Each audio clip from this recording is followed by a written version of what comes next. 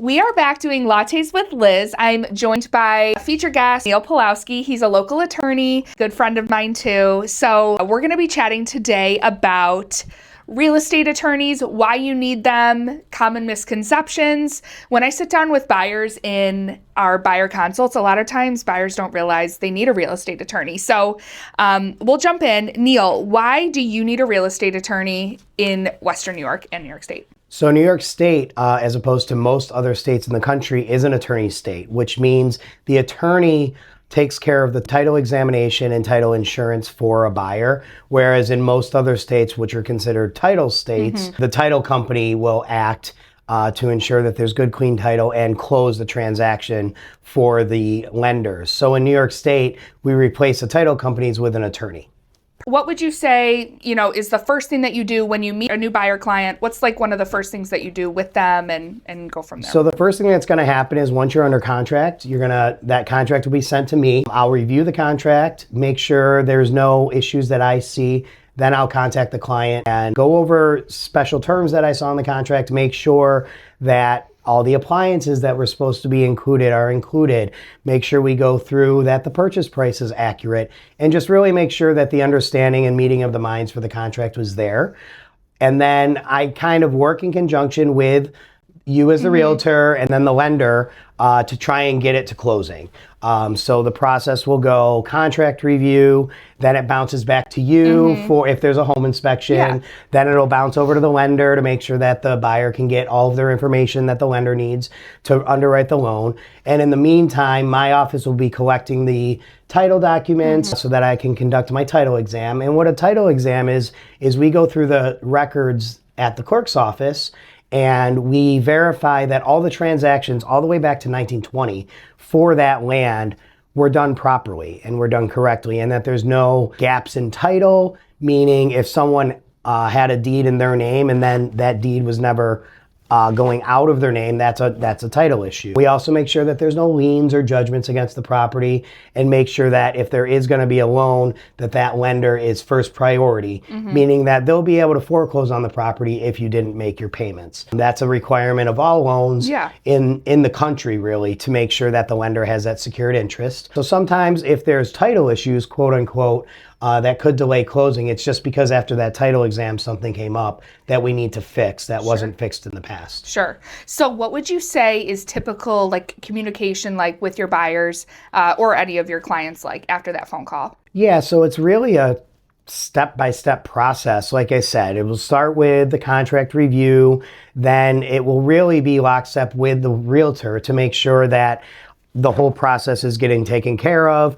If we're waiting for documents, there's really back and forth between myself, my office, and the client where they may say, where are things standing? I just got my mortgage commitment, for example. Usually that triggers my office as the buyer's attorney to follow up with the seller's attorney, let them know we have commitment, and find out if we don't have those title documents, when we can expect those so that we can move the process along. But really, it kind of transfers to get the matter to closing. It transfers from when they've been working with you, possibly for months trying to find their property, then it switches over to my office to try and get it to that end result of the closing. And I'm sure you get this a lot.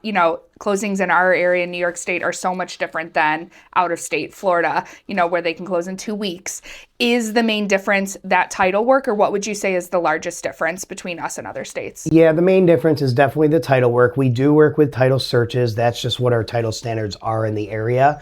Whereas most other states and down in New York City area, they deal with old title policies. So if there was an owner's policy that covered the title from when the seller purchased backwards, they would just take that policy, make sure there's no liens or judgments, and then they would just issue a new policy. We don't do that up here. It's just a different way of doing it. It's a little more old school, but the reason we do it is it ensures that we know all of your rights as the landowner. And this, because of the different resources, like mineral resources and other resources that Western New York are in particular have at some of these properties, you need to know what's going on with your land. For example, I just closed on a property down in Springville last week that had 3 gas wells that were producing natural gas. The gas had been sold to National Grid for almost 30 years. And so it was really important for my client who was purchasing 160 acres to know about all these mineral rights.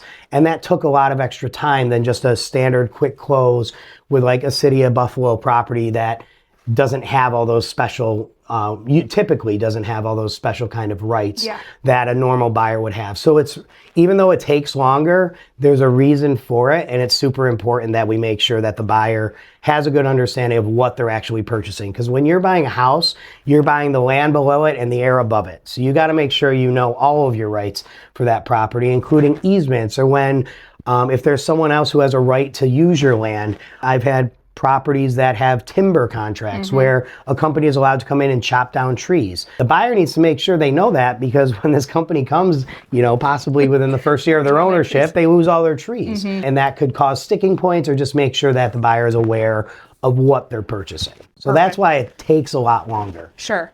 And then you obviously predominantly do a lot of Erie County, Niagara County. What other counties do you work in?